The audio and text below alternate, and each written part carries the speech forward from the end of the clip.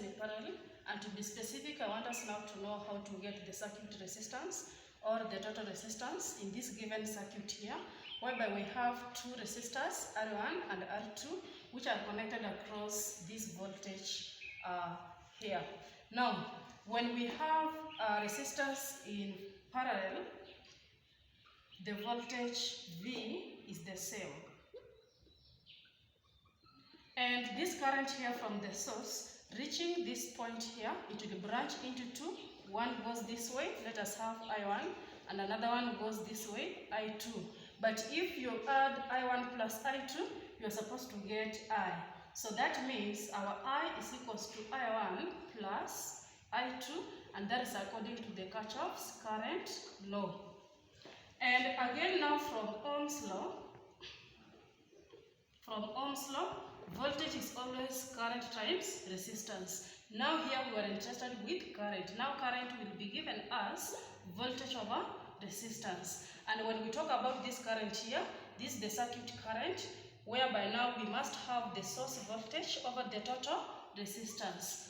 And again, this is now I. For I1, if you want us now to get I1, the current flowing through this resistor R1 here, we get the voltage V over the resistance here, which is R1. And for I2,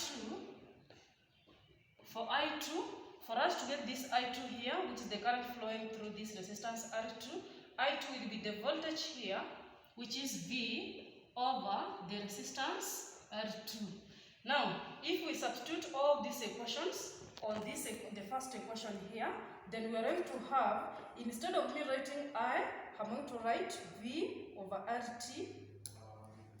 So V over RT is given as I1 plus I2. Our I1 is V over R1, and our I2 is V over R2.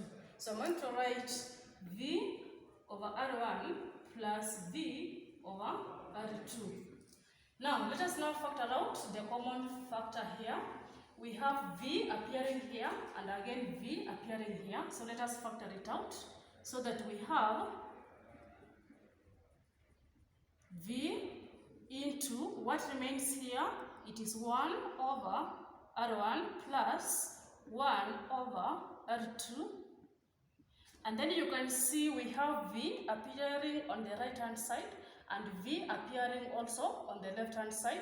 Then we are going to divide by V on both sides so that it cancels out, so that at the end of the day we remain with 1 over RT is equals to 1 over R1 plus 1 over R2, which is the way of getting the total resistance when we have parallel resistance. But since there are only two, if we try to get the LCM here, which is R1 and R2, the LCM then becomes R1, R2, that's 1 over RT is equals to the LCM, which is R1, R2, and then this one, we have R2, and this one goes here, R1, so that at the end of the day, we are going to have 1 over RT is equals to R2 plus R1 over R1, R2.